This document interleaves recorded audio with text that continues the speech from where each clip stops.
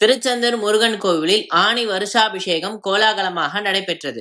உலக பிரசித்தி பெற்ற அறுபடை வீடுகளில் இரண்டாம் படை வீடான திருச்செந்தூர் அருள்மிகு சுப்பிரமணிய சுவாமி திருக்கோயிலில் ஆனி மற்றும் தை மாதங்களில் வருஷாபிஷேகம் நடைபெறும்.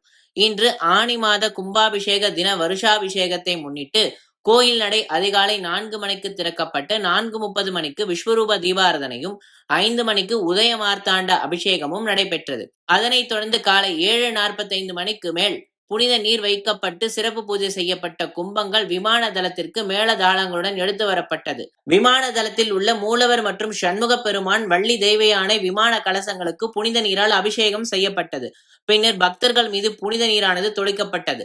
அதனைத் தொடர்ந்து அலங்காரமாகி தீபாரதனையும் நடைபெற்றது. இதில் ஏராளமான பக்தர்கள் கலந்து கொண்டனர். இன்று மாலையில் சுவாமி குமாரவிடங்க பெருமான், வள்ளியம்பாள் தனித்தனி தங்கமயில் வாகனத்தில் எழுந்தருளி வீதியுலா வரும் நிகழ்ச்சி நடைபெறவுள்ளது.